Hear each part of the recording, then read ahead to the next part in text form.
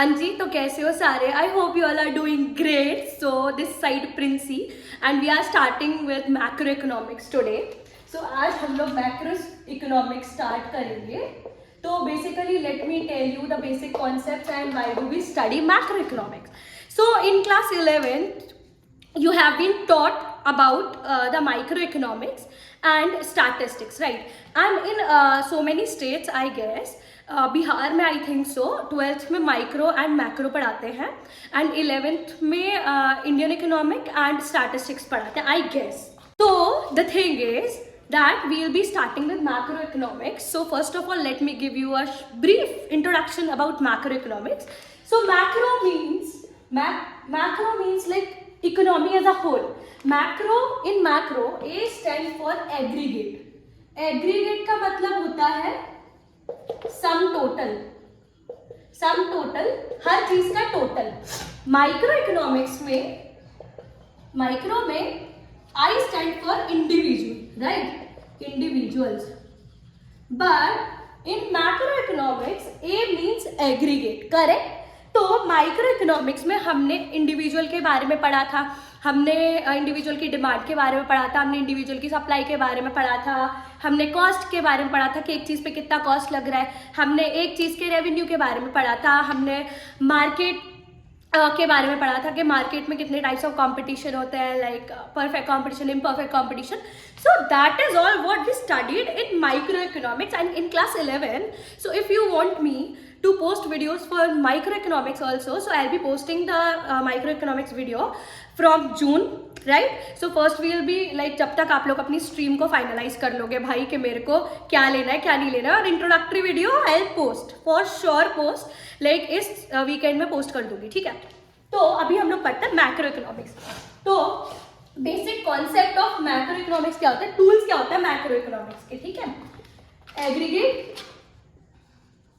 Demand and aggregate supply, ये सबसे major tools होते हैं मैक्रो इकोनॉमिक्स के. तो macro economics refers to the study और refers to the economics that study the economy as a whole.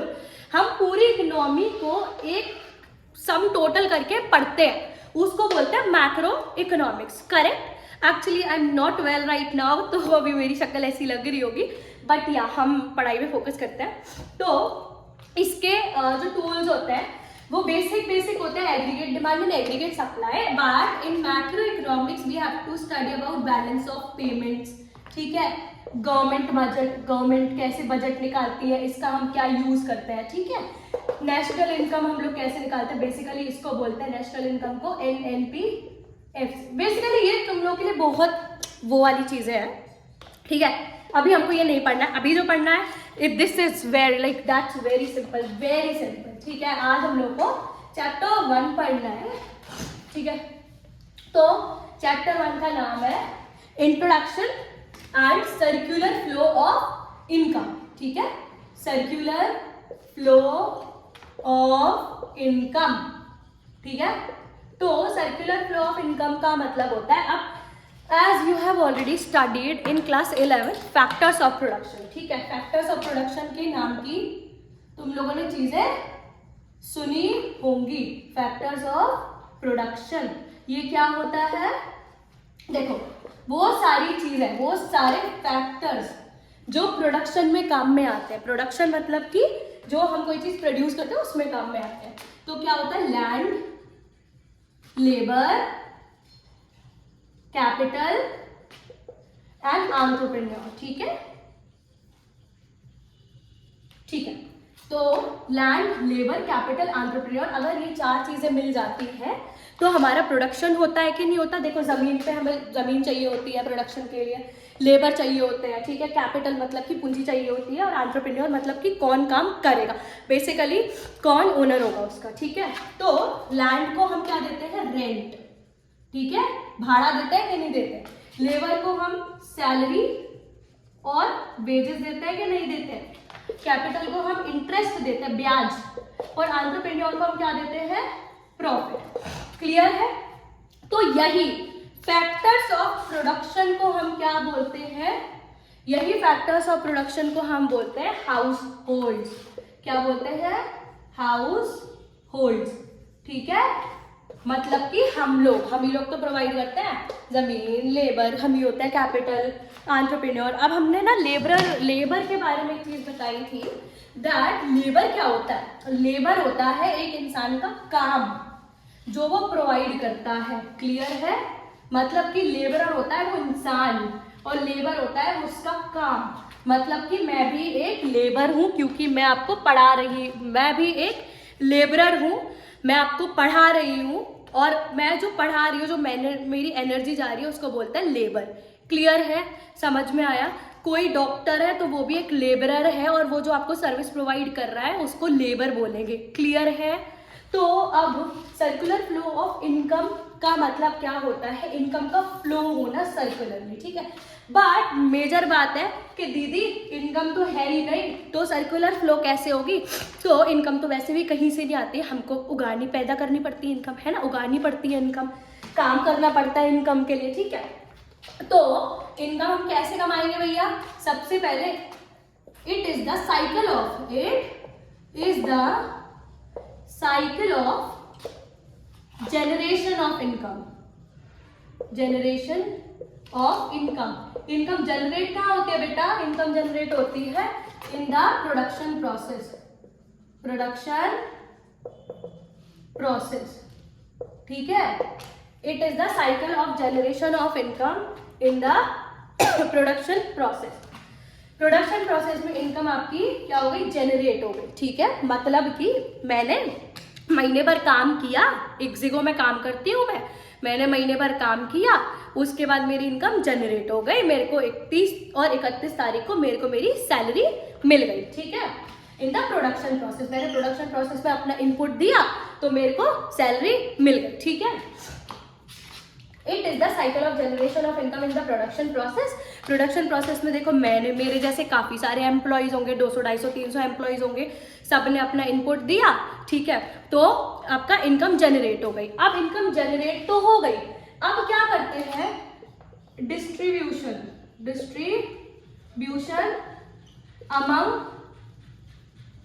Different factors of production, ठीक है।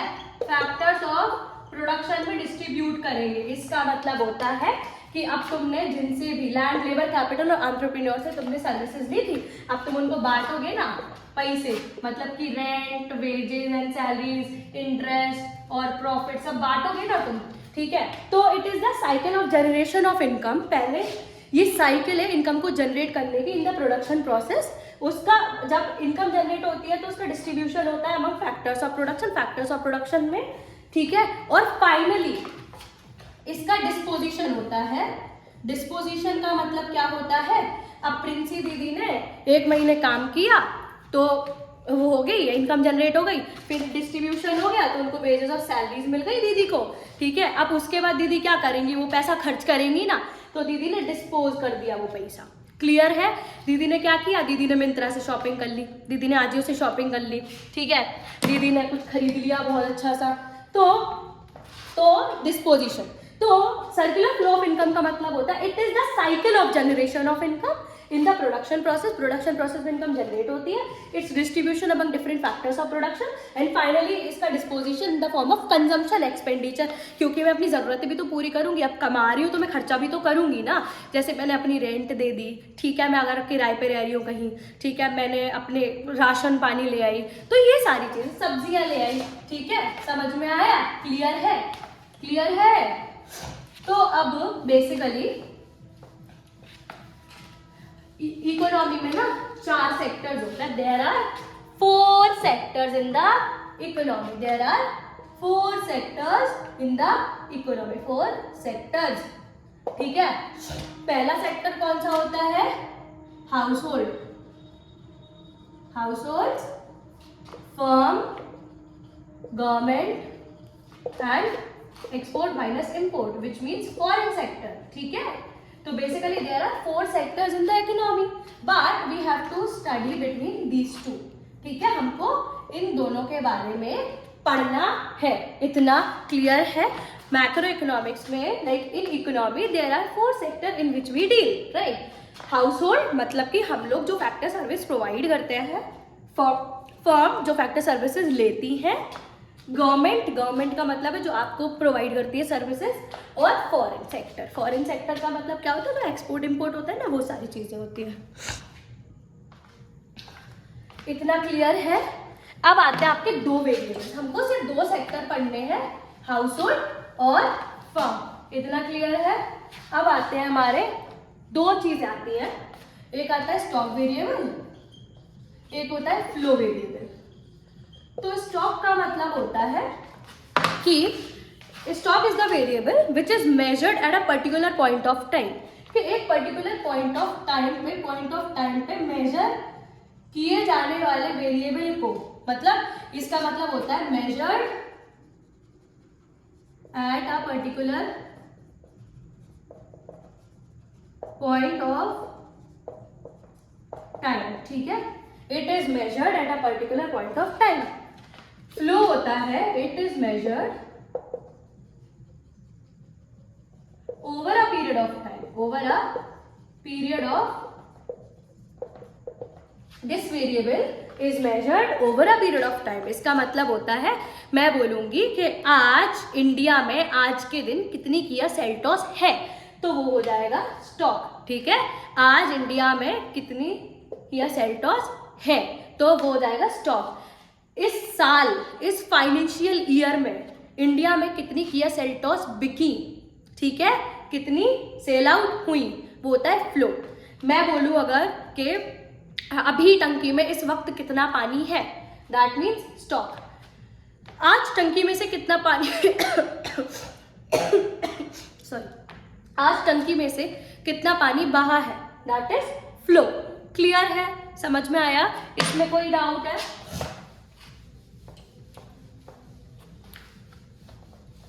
अब फ्लो भी देयर आर टू टाइप्स, ठीक है, फ्लो भी दो तरीके के होते हैं, एक होता है रियल फ्लो, एक होता है मनी फ्लो, ठीक है। रियल फ्लो को हम फिजिकल फ्लो भी बोलते हैं, मनी फ्लो को हम नॉमिनल फ्लो भी बोलते हैं। क्लियर है, रियल फ्लो को हम फिजिकल फ्लो भी बोलते हैं, मनी फ्लो को हम नॉमिनल फ्लो भी बोलते हैं। इतना क्लियर है, समझ में आया? ठीक है, अभी इतना पढ़ लो, नेक्स्ट वीडियो में मैं आपको पूरा चैप्टर कंप्लीट करा दूंगी, ठीक है। तो अभी इतना कर लो। आज मैंने क्या क्या कवर कराया, सर्कुलर फ्लो ऑफ इनकम, ठीक है, फैक्टर्स ऑफ प्रोडक्शन, कितने सेक्टर्स होते हैं, और स्टॉक एंड फ्लो, और फ्लो के दो टाइप्स, ठीक है। बाकी इन दोनों को ना मैं अगली वीडियो में समझाऊंगी, तो stay tune for that and subscribe कर देना, इंस्टाग्राम भी फॉलो कर लेना, and I love you all. पढ़ाई लिखाई चालू कर लो।